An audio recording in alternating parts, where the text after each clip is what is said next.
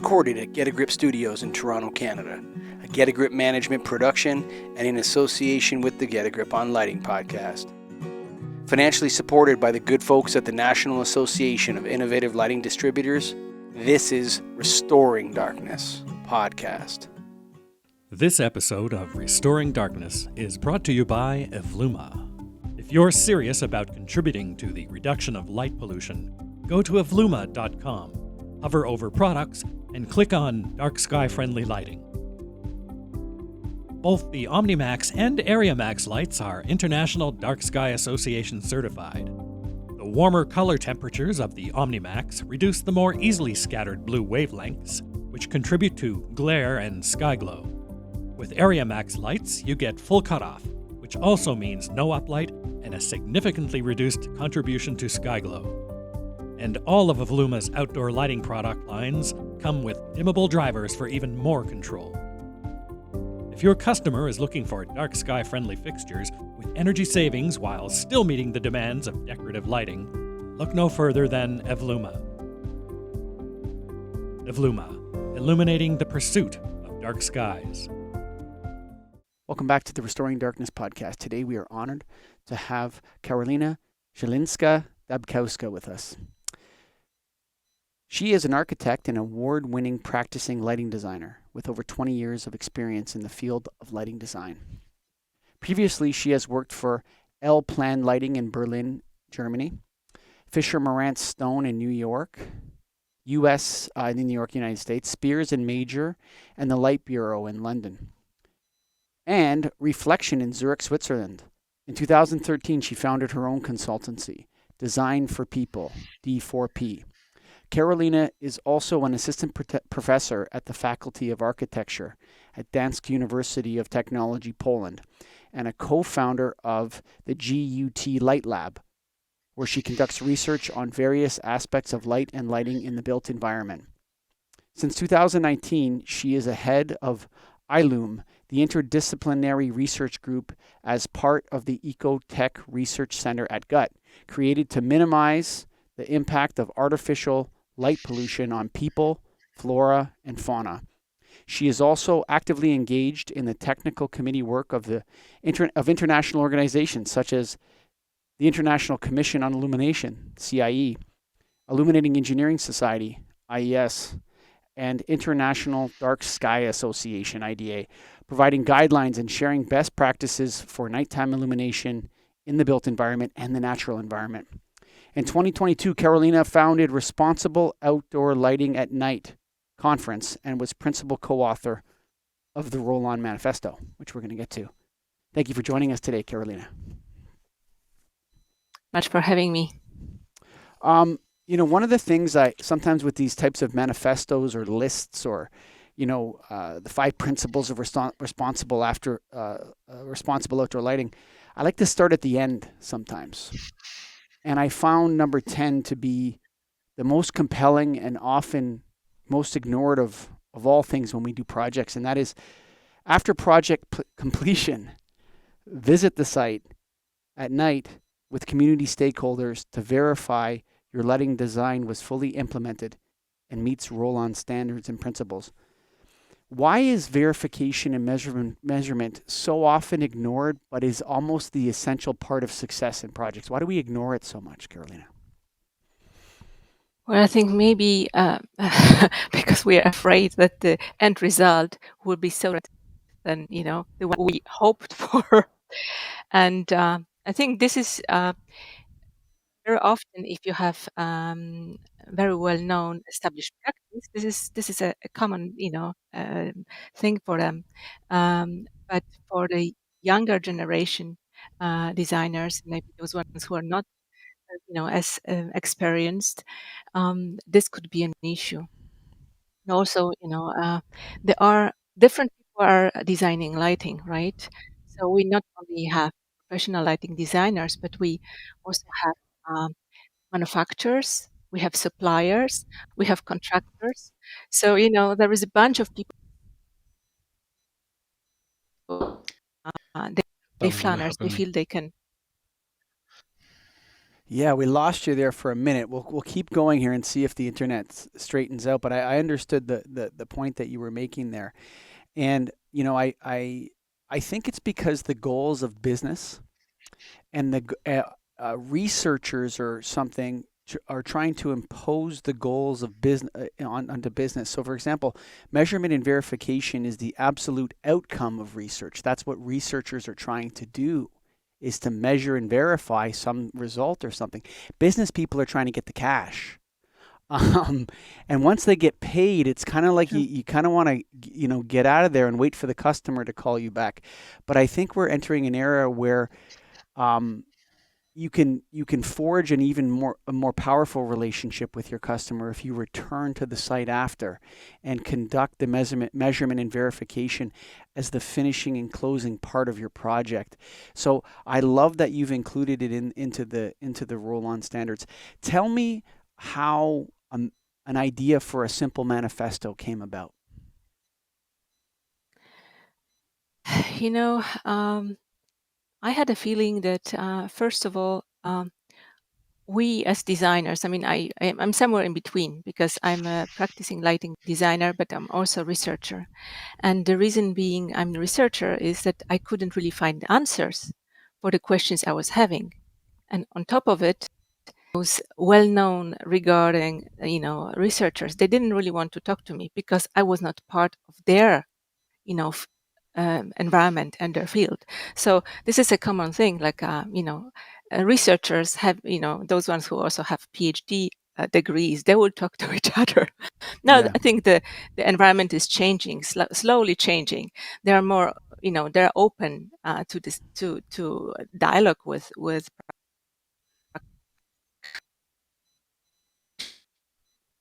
years, but it was not the case before.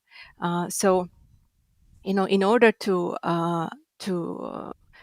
get the information, important information, you really needed to get into this circle. But of course, Hmm. without PhD, it was very difficult. That was one thing. So, no access to information. And then also another thing, what I realized is that even if I would download a research paper and or a research report, I would not really understand the content because it was written in a very complex scientific language, and I would use a different vocabulary as a designer. Hmm. I would use a pencil, right? I mean, this would be, I will talk and make a drawing. So for me, this visual language was very important, and for them, the written but very scientific language was the tool to communicate. So what I understood is that it's very difficult to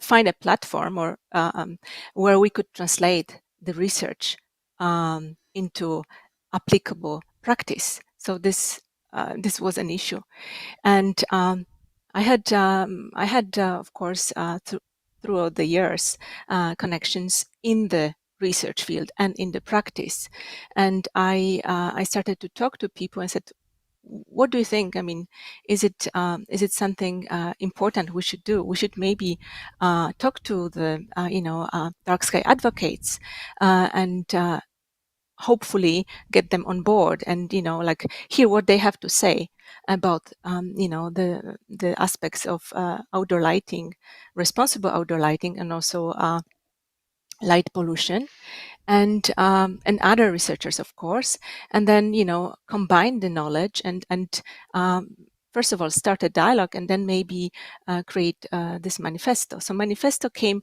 really after the first ROLAN conference, and I think, John, you had a chance to participate in this conference, right? It was in May Yes, yeah. 2022. And it was a unique event because we managed to invite both fields, practice and science or research, and we started a dialogue. So, first of all, what was also very important, so the manifesto was not really an idea back then. this only happened after the end of the conference, after 2 days, where we were having this dialogue and discussions. Well, we were, like I felt so comfortable with the people, who were participating, and they were also willing to share their knowledge. That I was saying, well, should we really, get together and write something as a manifesto after this conference? Maybe we can even start a movement. And this is something what happened out of the idea of having a dialogue, right? So I was really very happy that the founding partners of the ROLAN conference would include International Dark Sky Association, but also a lot of partners from the lighting, field. So we will have IES, Illuminating Engineering Society, as a partner. We will have International Association of Lighting Designers from the US, but of course international body. We will have SLL, Society of Light and Lighting, and ILP, Institution of Lighting Professionals. So you can imagine then that it was a really good moment, because they were really open to discussing this topic, right? So can we really change also the way we approach outdoor projects, right? Can we include all this information which is out there? I mean, it exists. We cannot really ignore it, and actually support our knowledge with this, with this new knowledge, and support our practice. So this was the idea, really. And I must say, it took a while to, of course, to create those 10 points, because when you have so many partners, we have 7 partners, it was taking a long time to agree on certain wording and so on. But I'm really pleased to say, as you've seen, it was published on different websites and through different means, that this happened. So now there is this, how I see it, now there is this really interesting movement happening, called also ROLAN movement. And from this, IDA started to look into different activities and events. So they are going to, they have in mind to have ROLAN Awards, where we will have, responsible outdoor lighting projects submitted and judged, but the judges will be not coming from from IDA. They will be coming from the lighting practice. So the lighting practitioners who are already working on the in the field with this knowledge will be judging their colleagues. So I think this is really a new interesting initiative. But we also are looking at translating those 10 principles into different languages. So I have already a number of lighting design companies contacting me and asking me, where can I sign? So they really want to sign the manifesto. And So- also what they, So go ahead. it's taken 30 years though for the lighting industry and what I call the darkness restoration movement to come together. And this has been a long, as fast as you guys put this together. My memory of the IDA and darkness restoration or dark skies movement is that it was at odds with the lighting industry, that the lighting industry did not like the movement. And I think this is completely ridiculous. And the purpose of this podcast, which is created by lighting people for lighting people, is one of the principles from our side is that darkness restoration or night preservation. There's different terms here. I don't like the word dark skies. I think that's the wrong word. It doesn't describe things correctly. Night preservation probably is the best one. But the idea that this is at odds with this is the single greatest financial opportunity for the lighting industry. And the lighting industry has to come to understand that when they ignore this issue, Karolina, they're ignoring the single biggest opportunity for us. And I love that ROLAN has done this and brought all these stakeholders together. And finally, they're working together, John. I'm going to bring you in here. They're working together. Yeah, but things do take their time. When the movement started, it was a few astronomers, professional and amateur. Most of us are not astronomers, and most of us, to be honest, didn't care, didn't understand, didn't know, because it wasn't 2 years ago, even 30 years ago, it wasn't such an issue. It's become such an issue. And it's become such an issue because, as we keep referring to on these podcasts, the Jevons paradox, that you make things more efficient, so you use more of them. So we lose more light to the sky than we've ever lost before, as a consequence of good quality lighting being more easily available. And so things do have to come into their time. I think this. I mean, obviously, I think the whole ROLAN initiative is fantastic. One of the things that is intriguing in my own work at the moment is there is still a gulf between what science is able to tell us, what the researchers can say, we know this, as against happening in the, if you like, the real world, where people are saying, I know it's wrong and I want to try something different. And in a way, I'm prepared to get it wrong if we can make it better. Are you seeing that, Carol? Are you seeing evidence-based? We try it. If it works, if it doesn't, we understand why it doesn't work and we move on. But is that part of the way that ROLAN hopes forward, that we're not waiting for the science and we're not waiting for the urge? Yes, I mean, I think we just need to take what we know and work with this. I mean, there will be, of course, if you will talk to a scientist would tell you, no, let's wait the next 5 or 10 years. We will do more research. But if you look at what's happening also with the, an energy crisis, and in certain countries, switching off all the decorative lighting to save energy. This is really our chance as lighting profession to get this knowledge and kind of position ourselves in a different way, right? I mean, it's not that we are the ones who are making our environment bright and safe. I mean, you can make an environment to feel and be safe by less light, So I think it's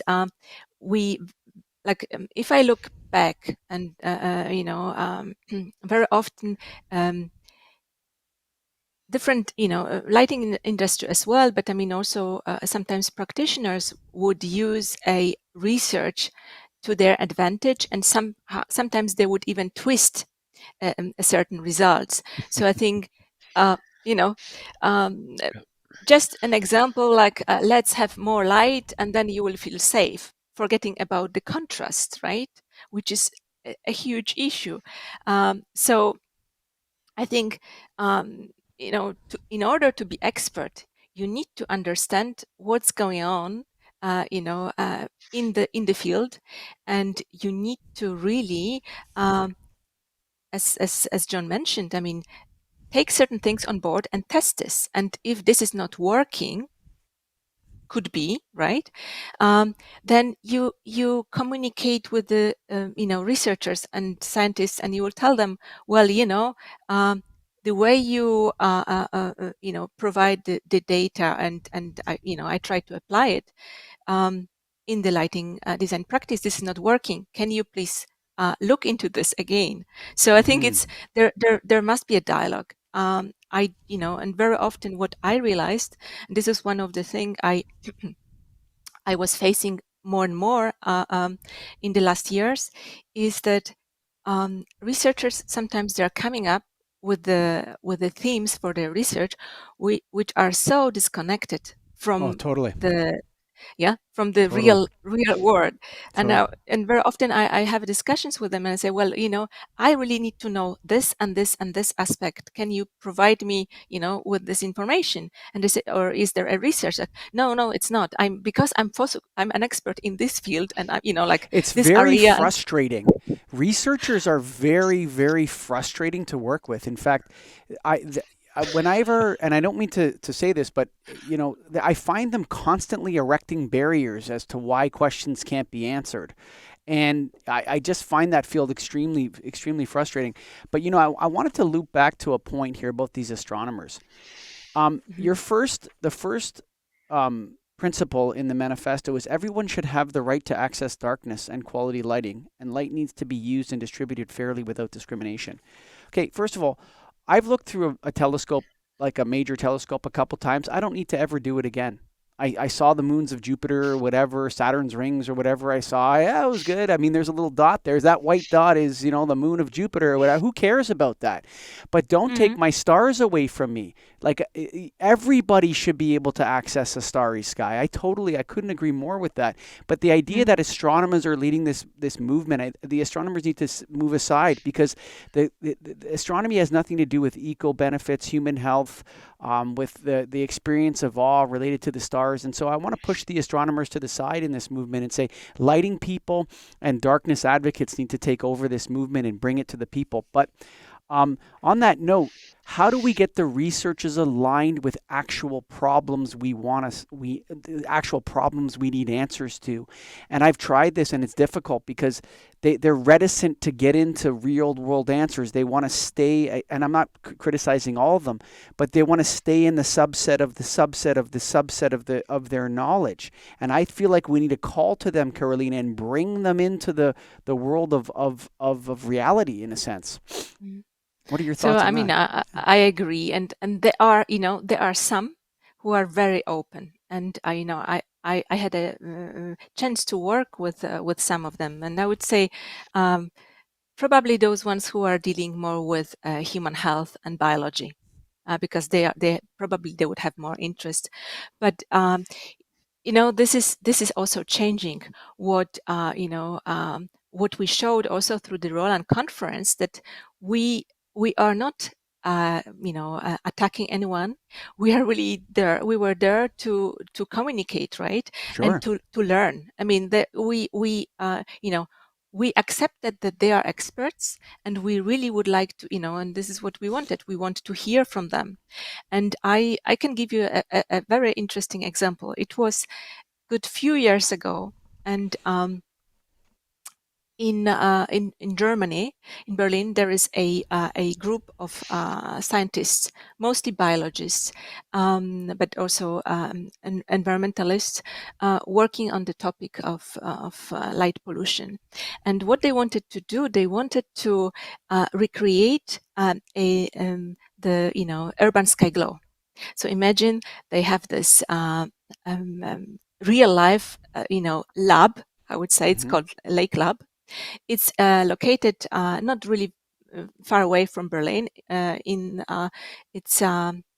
This light lab is located at one of the darkest lakes in Germany, and they wanted to see if there is an impact of the sky glow on the environment, but especially algae. This was, they were interested to see if the increase of algae is connected to the light pollution, because there was this kind of theory, and they were trying to come up with a solution. And imagine they have like a number of huge tanks where they wanted to run this experiment. And, at one point they gave up. They heard that there is somebody who would talk to them. I mean, will be able to talk to them because, has PhD Okay. and also is a practitioner. And they contacted me, and I was saying, well, I can see if I can help you. What do you have? And what kind of, have you experimented, anything like with any light sources?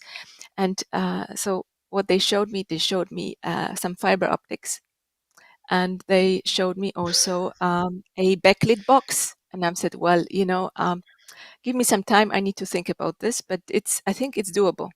So in the end, what I of course, knowing who is the best in the field, who can kind of support them, I found a company. I'm not going to name the company, but based in Berlin, who could provide excellent product. I mean, it was LED, and it was. We had some lighting mock-ups. We tested this, and it worked, right? I mean, it was incorporated in the in the structure of the tanks, and it worked. So they could run their experiment. But imagine, like, after this experiment was also described in a well-recognized journal, Nature Scientific Reports. So it's a big thing to publish there, and so imagine after like 1.5 years, when this, the lighting installation was still running, they turned to me and said, well, this is amazing. This is still, running. I'm like, what do you expect? I mean, you turn to me as a professional. I gave you the appropriate advice, and this is why it's working. So I think, like, then they realized, well, I think maybe we should talk to those guys because they also have a knowledge, For sure. So I think it's slowly, we are kind of bridging this gap, and there is this, collaboration starting. So, I also hope that,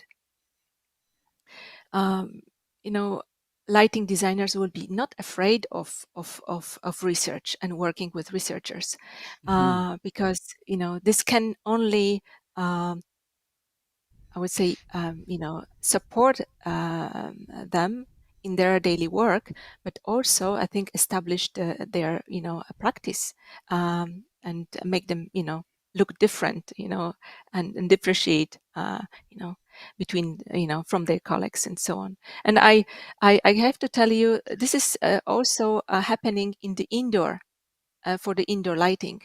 So I know of UK-based practices who are hiring top scientists to tell them how they should, what kind of metrics they should use, how to apply them, and so on. I was super surprised, but it's, I'm also not going to advertise, Sure. and here, but it's happening. So something similar, I'm thinking it's going to happen also in outdoor lighting more and more. But, there is a group of lighting professionals who are already doing this, I can tell you. John, start your design with darkness and only add light if it supports nocturnal placemaking and protects a view of the stars. And your point is? That's number two. That's number 2 on the manifesto. How else would you, I know. How else would you do it? How would you do it? I mean, I think that's a fresh perspective. Yeah. Okay. Well, I think it's a design perspective. We start from an empty canvas, a tabula rasa, or whatever the black version of tabula rasa be, and then you start to build, and you build slowly. If you're a manufacturer who just wants to sell units, maybe you don't. Maybe you flood the whole thing with light and then just bring it down to something that the client can afford. It's a different approach. I mean, maybe it's an engineering approach that will say we need this uniformity and we need this illuminance. Thank you very much. Let's crack on. But those of us who go, actually, this is our bread and butter. This is how we earn our living.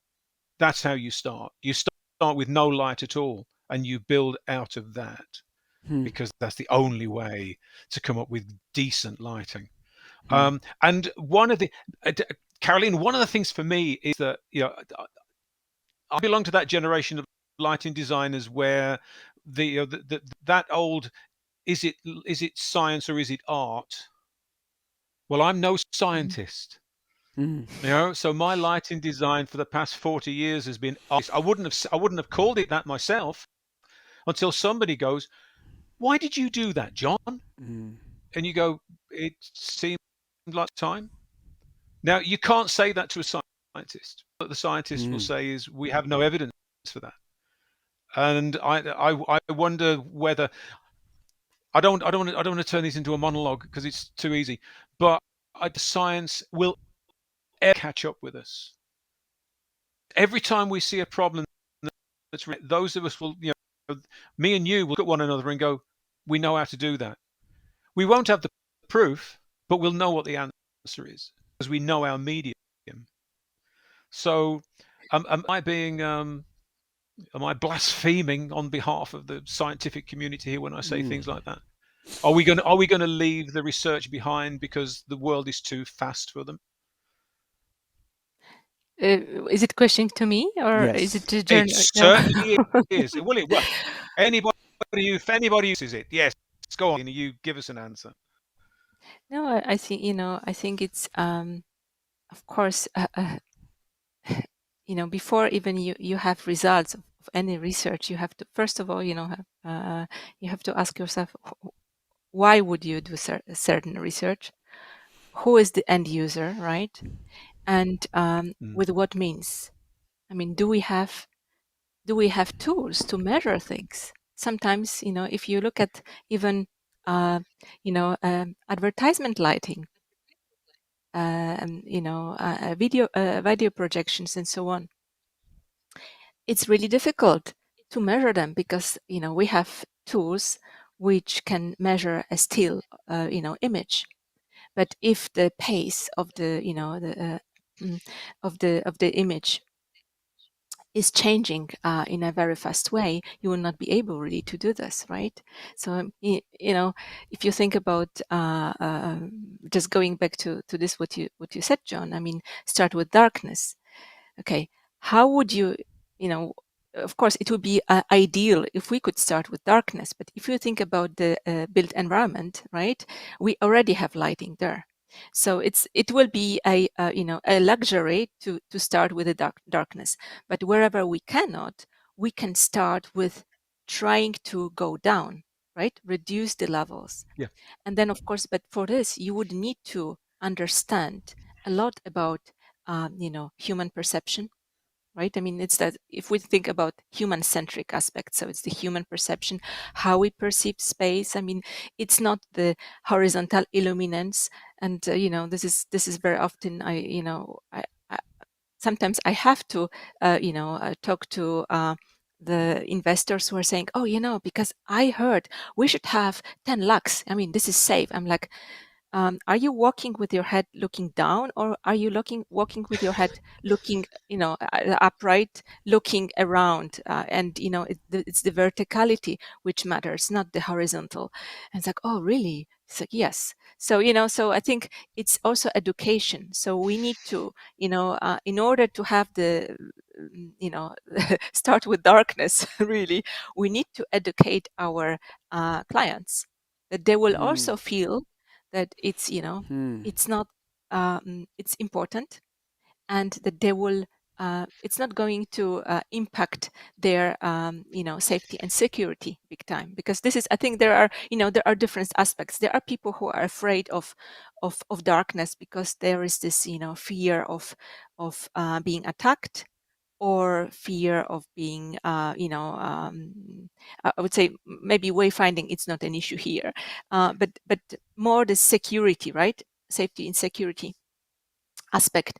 And but there are those ones who grew up really in the countryside, and they are not really afraid to walk, for a walk in darkness, right? Because this is their experience. So I think a lot is to do with our experiences, how much light we experience as kids, for example, or teenagers, the areas where we grew up. And you can even if we look at example of larger cities like City of London, you will have areas which are where people are well off. They live in a very nice area. But then you would notice that those areas are designed, and they are much darker than if you go to some social housing estate where you feel like everything is over illuminated, and it feels like you will be really in the prison, right? I mean, it's a prison yard, prison yard lighting, yeah. Well, yeah, but isn't that an inversion? I mean, one of the things that I think is interesting is that light pollution is generally seen as a sign of success. If you look at a picture from space of North Korea and South Korea, for example, people say, look how bright South Korea is. It must be more successful than North Korea. And we know certainly that it is. But now you're starting to see the actual deployment of that invert.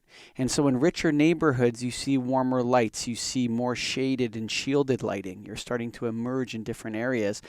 And in poorer areas, we're still operating on the axiomatic presupposition, which has failed, that more light equals more safety. And so they're doing these keyhole to keyhole strategies in Chicago, where everything's being lit up from keyhole to the door to the keyhole to the door, but the violence problems are not going away. Many the wealthy that realize and have access to science first, or have access to research first, or are able to take these steps, are showing that we can build outdoor lighting systems which are responsible or according to the ROLAN Manifesto, and that these richer areas are doing it first, and that this is then going to move slowly into other areas of our society as long as we can get rid of the idea that safety is preserved or created by using massive amounts of electric light. And I don't think this has anything to do with oppression or discrimination. This is only starting in rich areas. It's not like for the last 50 years, rich areas have had dark sky friendly lighting systems or anything like that. This is a new thing that's coming along, and people are going, wait a second, we don't want 5,000 Kelvin. We don't want glare. We want shielded lights. We can accomplish our goals of responsible outdoor light without having to light the whole thing up like crazy.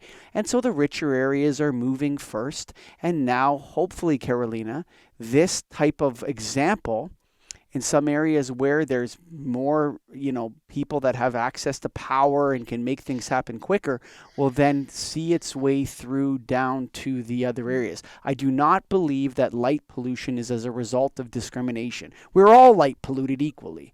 Now we're starting to change that in some affluent areas, and I'm hoping that it will bleed down into other areas. What are your thoughts on that, Karolina?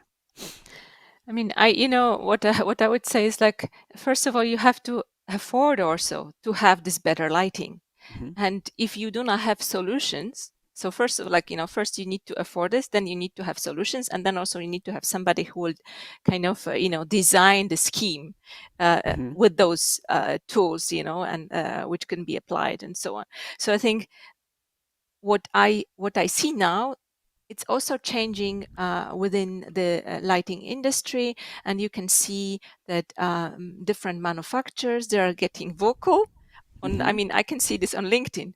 It's like they are promoting they are promoting the dark skies, and they are posting images from the completed projects and showing, and this is mm-hmm. this is the product we use, and so on. So I think this is changing, which is good. It's still, I think, what we are waiting now, it will be similar thing than what happened with LEDs. Do you remember when the LEDs started? I remember, when times before, we used LEDs, right? I mean, and different light sources were, specified. This is going to change because, like, if there is a competition between the manufacturers, and then there will be products which will be more affordable, like with the LEDs. But then, of course, we can move into this direction to improve the situation. But if everybody, when we started with LEDs, we were also hoping to, we will save energy, but because LEDs, in terms of the price, dropped down so enormously from the, where they started. Mm-hmm. They were so expensive. Also, those ones with really good CIR.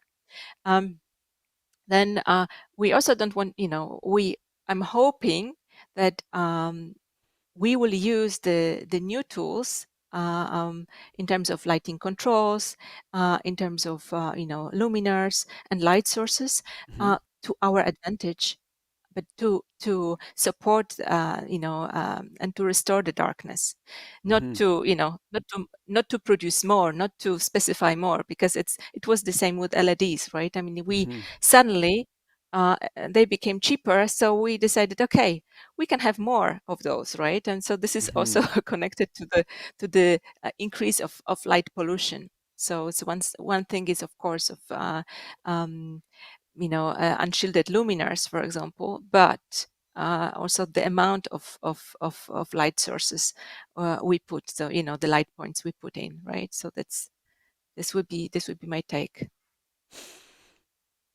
on this. John? There's been yes, thank you. There is an issue, isn't there, around the technical design, around the optics of exterior lighting. The big shift from large sunlights or HQR to LEDs has caught out the test houses, really, because we're not getting the kind of data that we need to whether a fitting is or not, whether it's actually giving out glare, or the numbers don't back it up, but everyone standing there on the street is saying that's brighter than it used to be. We're into that. We're into that sort of non-technical, it's my opinion, that kind of territory, and the manufacturers don't want to hear that. And until we get, in our case, British standards to come along and say we need to get a better handle on how these things are working, then it's not just at the science research end that we've got a problem. We've got one at the real practical manufacturing and optic manufacturing of fitting and getting it out there, let alone the cheap stuff that, as you say, is just a cheap little lens, but my word, unpleasant to be around. I mean, John, if Karolina, you think about pick up on that. I mean, if you think about how do you assess glare in the outdoor environment, this is a big thing. I mean, it's like do we really do we know how to do this? I mean, that's one thing. It's like, can a lighting professional do this in outdoor environmental? Question mark. I don't think so. No. Yes. What about? I mean, what about then luminaire manufacturer? Well, yes, but I have a proposition for you, and I've been thinking about this issue since we started this podcast years ago, and what I think should be added to the 5 principles of responsible outdoor lighting, or something like that, is the light source should not be visible.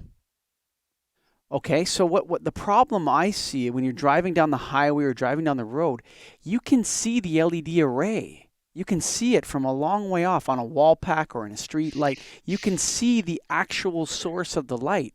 And I think that's what the glare is.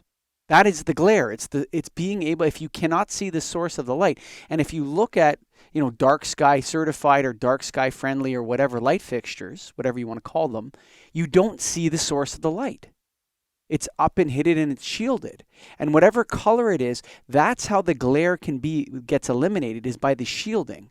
And so, and all this, a lot of the sky glow, I think, I think that's the fundamental thing from the glare perspective we need to do on our roadways, is shield the light source so that all the light is going down, as you said, vertical is going down, and as you're coming toward that light source, you cannot see it. You can only drive through the actual light it's in. Has there been any discussions about how the eyeball seeing the LED array is what's causing glare? Because that's my instinct on it, Karolina. No, I think it's really difficult. If you think about studies, I mean, Professor Steve Photios from the UK, I would say, is in forefront of this. And I mean, but this is, he embraced the topic, and he's looking into also pedestrians and glare aspects.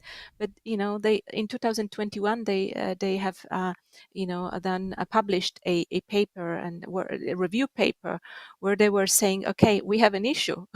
We don't really have a methodology to assess things. So how can you improve things if you cannot really assess the real life condition? It's this is something what I would say. Another aspect, you were talking about, just John, I just only mentioned this thing. You were talking about road lighting or street lighting.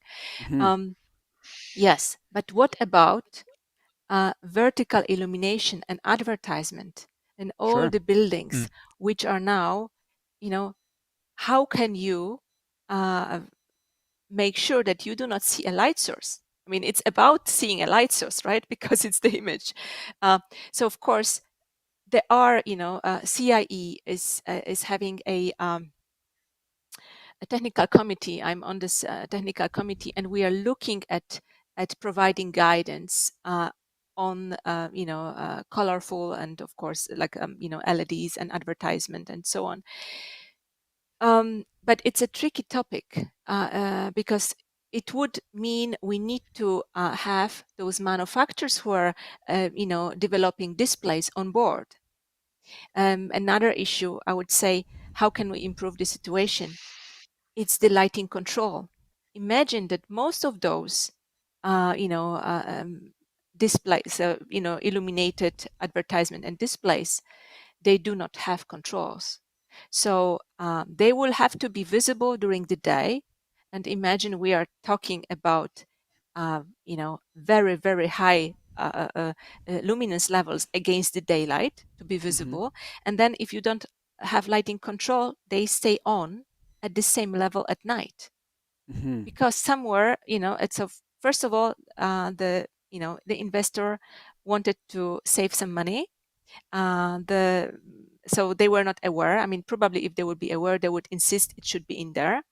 And then, of course, there was a designer or engineer who was trying to value engineer solution, right? And because, there was an issue with the budget, or maybe even they had it in, but then there was a contractor who wanted also to, save some money somewhere. So I think there is a long, maybe the lighting controls don't work either. That's the other portion, that the lighting controls people, they're always blaming everybody else. But I'll tell you, there's a lot of times when the lighting controls themselves don't function properly. And so that's something that you need to add into that, or they can't be commissioned properly.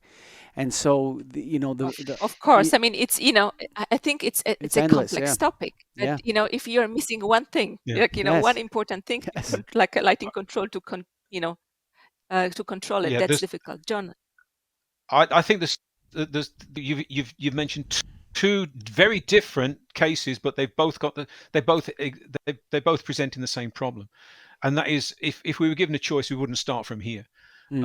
Steve Fotios wants to drop light levels. He wants us to have 20% of the light levels that we normally got, but he also wants uniform light, which means that you can't just take off an existing lantern and put another lantern on because you're going to end up with no light in between. You're asking your utilities to replace all the lighting, and that's where Steve and I like the idea that I would rather go for uniformity at a lower level if that's the easy way through this. But if we can't get the uniformity, then you've got that stumbling block. You don't know, because you can't have that kind of distribution if you're trying to control the headlighting.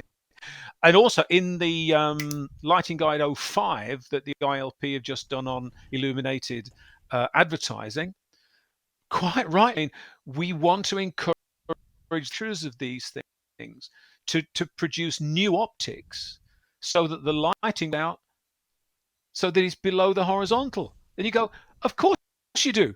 The most obvious to deal with that. All it means for that industry is that there. So it's a massive investment to try and create a more sophisticated optic in order that we can create a better environment. And that's again the block when there is all commercial model for how much it costs to build those and how much rental they can earn out of it. Start to change the optics on something that's the size of a house, and then that's going to go right the way through your. That's an awful lot of money.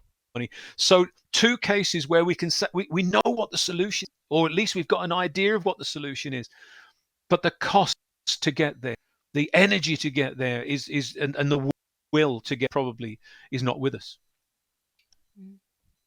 I think what was important, you mentioned those guidelines. I mean, it happened that I was involved in those, and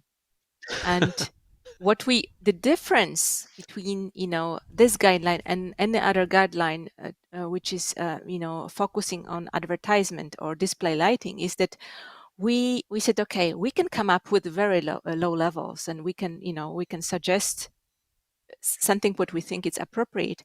But if we will not have buy-in from the manufacturers, there is no way this can be improved long term. So a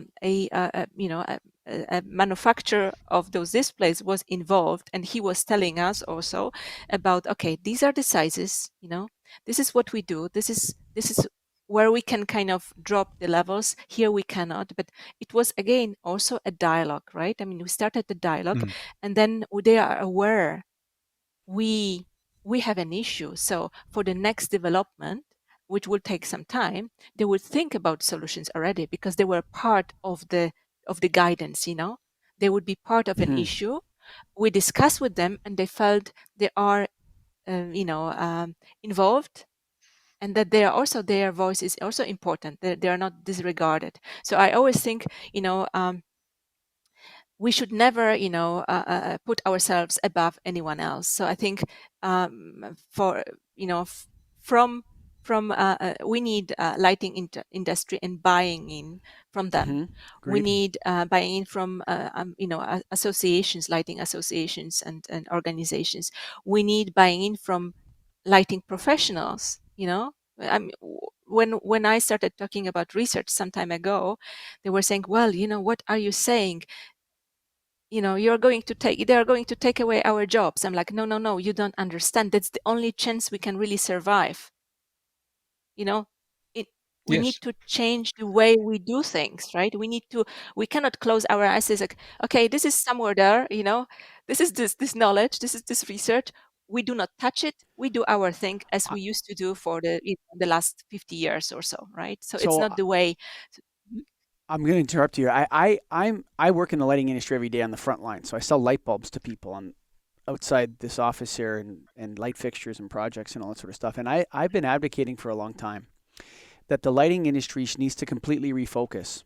And that refocus should be away from the health effects, away from all this sort of stuff. And the lighting industry should make darkness restoration, night preservation its number one goal as the entire industry in the world. And the reason why I'm saying this is because, you have people that dovetail between health effects and lighting controls and darkness restoration and climate change. And a lot of those goals are at odds with one another. So a lot of people talk about the health effects of lighting. That means a lot more energy, okay? And then they turn around, they talk about climate change. And then they turn around over here and they talk about this. The darkness restoration and night preservation piece captures everything we want from the lighting industry. It participates into climate change. It helps human health and wellness. It reestablishes helps biodiversity in our ecosystems, uses less energy. It does all of those goals in one beautiful package, and it means that we're going to sell a ton of lighting equipment in the next 10 or 15, 20, 30 years while we do this. And so I really am advocating for the lighting industry. Everybody out there that's not paying attention to this issue, if you're in the lighting industry, get on board today, because we're all going to get rich, Karolina. I mean, what can I say? I'm not so sure about this reach. if you look about the what we will have to face in the next years. I'm sure. I'm trying to be positive, but I mean, there is a roller coaster out there at the moment, but we need to be smart. I mean, we need to be smart with our choices, and also we also should be vocal in front of our clients. I'm just now talking, from the perspective of a lighting practitioner. we should be able to tell our client, even if they will insist on a solution because they've seen something somewhere, or that maybe this is not the best way. This is the reason they hired us, to support them. But we can do this in the best possible way, right? With the best possible tools and so on. But I think it's this education on a different level that's super important. That's for sure. Yeah. Well, we're coming up on an hour. I think that awareness creation and education are two separate things. And I think that the darkness restoration, dark skies, whatever ROLAN, whatever we're calling it, you know what I mean? Whatever it's going to be called, the movement, you referred to it as a movement as well, and so do I. It is a movement. Whatever we call it, we need to get the public on board with it. We need to take a look at what people operating in the climate change space are doing. And I'm not talking about helping them. I'm talking about a strategic look from movement to movement. How come they are able to accomplish so much? How come they are and they don't even have a solution to their problem? We have the solution. We can accomplish this. We can start working on this today. And it will contribute to the climate change. We need to look as a movement strategically about how to get our message, not to the researchers in the lighting industry, of course, to those people, but also to the individual citizens of our countries, so they can know that light pollution is pollution, Karolina. It's not a metaphor. And that we can then get advocates, people that are willing to stand up and vote for certain things and complain to different towards bylaws in order to. We need to do a better job, not just with education, but also with awareness creation. I mean, I cannot agree more. I mean, what's also interesting, in December last year, there was a call from European Union for a grant application. European Union offers different research grants, and for the first time, imagine, I mean, they must have heard voices from advocates, and they were, of course, monitoring what's going on and what's published. For the first time, there was a research a call for light pollution and noise pollution and their impact on the biodiversity. So this is already showing that, one thing is the bottom up, right? A movement and what's going on there. But I think also from the top down, there will be, sooner or later, there will be certain requirements and certain regulations and legislation. So we need to also sure how can we comply in terms of our practice. Because imagine when this research, I don't know who is going to, what kind of team will win it, but I can imagine there will be more calls. So they, those bodies, they realize this is an issue, or at least, they want to figure out if this is an issue, So that's, it's often also, silence has come up on this show over and over again as a sort of synonym to darkness. That the two things are kind of they're on the same side of the ledger, especially when it comes to the spiritual aspects of the movement. You don't want to be staring at the stars beside a busy highway, cars going by and all this sort of thing, right? There's a peaceful silence that goes with stargazing that is completely embedded into it and cannot be separated. You're not going to be lying on a lake looking at the Milky Way and have all sorts of crazy noise in the background. That doesn't seem like those things are connected. And so silence and darkness in some ways go together. You could often call this the Restoring Silence podcast or the Starving for Silence podcast, which is in a way a type of darkness.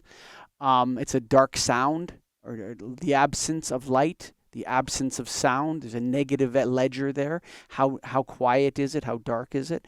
And I think most people don't realize light pollution, and they don't realize that sound pollution is pollution. It's not a metaphor, and we go back to that. We've passed an hour, if you can believe it, John Bullock. We've passed an hour. It's unbelievable. Karolina. We have indeed. It's so wonderful to finally get to meet you. I don't mean digitally meet you after a long time of following your career and watching your work. Is there any final thoughts for the Restoring Darkness listeners before we close?